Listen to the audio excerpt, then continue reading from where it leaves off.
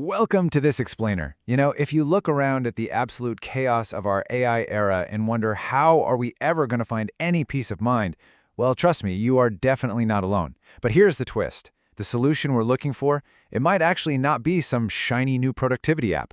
Nope. It's an ancient Buddhist psychological framework called the Cetokhila Sutta. Let's dive right in and see how this centuries-old text might just be the exact upgrade our modern minds need. There's a line from the text that hits hard. A mind filled with nails and bonds cannot grow. It's a pretty stark reminder, isn't it? Any kind of large-scale global peace has to fundamentally start right here, in the individual mind. But the problem is, right now, our internal operating systems are completely pinned down. They're tied up in knots, and that is literally paralyzing our ability to evolve. So, here is our roadmap for today's explainer. First, we'll look at peace in the AI era. Second, we're going to identify the 5 mental nails. Third, we'll look at the 5 mental bonds. Fourth, we'll talk about actually pulling nails and breaking bonds. And finally, number 5, we'll wrap up with the mother-hen analogy. All right, part 1, peace in the AI era, the root of stagnation. What's genuinely fascinating to me about this source material is the incredibly tactile vocabulary it uses. We're not dealing with some vague, abstract philosophy here. The text uses the Pali term Cetokhila, which translates literally to mental nails that are being driven directly into the mind. Just picture that, a sharp iron spike pinning your consciousness to the floor. Ouch, right? And then, on top of that, there's Vinibandha, which means mental bonds. Think thick ropes or heavy shackles, physically tying the mind down. It is a visceral, deeply physical way to understand our own mental blockages.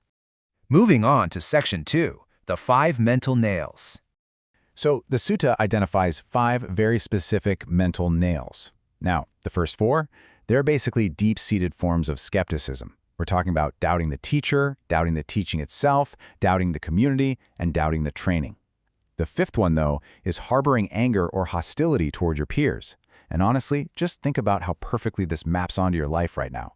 If you're consumed by skepticism about a new project at work, or you're just seething with resentment toward a coworker, well, it acts exactly like a spike driven straight through your brain. It completely kills any motivation you have to grow, and your mind just literally cannot incline toward making an effort. You're stuck. That brings us to section 3, the 5 mental bonds.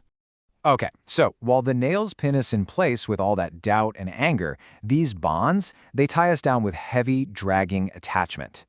The text lists 5 of these. First, a lust for sensual pleasures. Second, a deep attachment to our own physical body.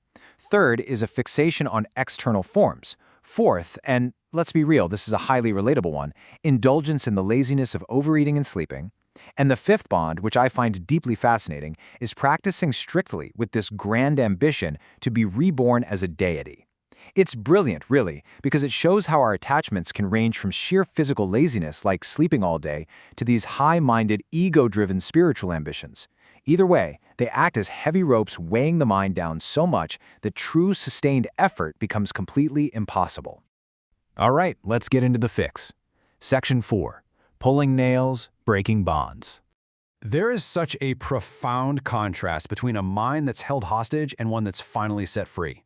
A mind full of those nails and bonds, it's stagnant, it's angry, and it's tied down.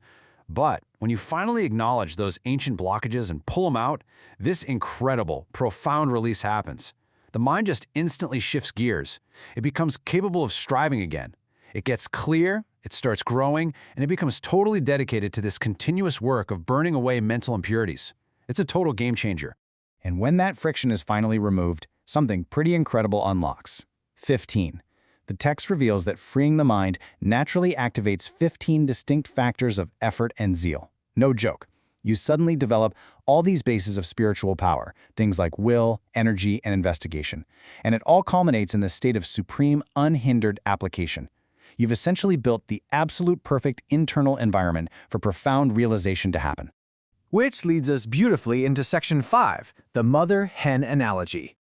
I want you to picture a mother hen sitting on a clutch of, say, 8, 10, or maybe 12 eggs, just waiting for them to hatch. In this whole framework, the mother hen represents you, the practitioner. You've successfully done the hard internal work. You've pulled out the spikes of doubt, you've broken those heavy bonds of attachment, and your mind is finally clear and ready. Now, notice the very specific process this mother hen follows.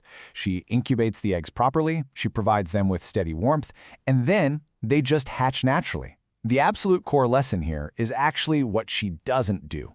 She doesn't sit there stressing out trying to force the process or micromanaging her chicks to break out of their shells. If the environment is properly nurtured, if the obstacles are gone and the warmth is steady, those chicks will inevitably use their own little claws and beaks to break the shell and emerge safely. And this brilliantly illustrates our ultimate takeaway today. Growth is an inevitable outcome, not a forced action. When we connect this ancient wisdom back to human psychology right now in our hyper-fast, demanding AI era, we realize something huge. We cannot force global peace, and we cannot force our own personal growth. True peace is just the inevitable result of simply doing the work to remove our internal blockages. If you pull the nails and cut the bonds, the growth, well, it literally handles itself. Which brings us to a vital question for you to ponder today. Which mental nail or bond do you need to pull out? Are you currently pinned down by a spike of doubt, or maybe some hostility toward others? Or are you tethered by a heavy bond of sensory attachment, or maybe even ego? Take a moment to reflect on your own mind, because your individual inner peace is the exact foundation of the broader peace we so desperately need in the world today. Thank you so much for joining me for this explainer, and I really hope you walk away from this ready to clear your path.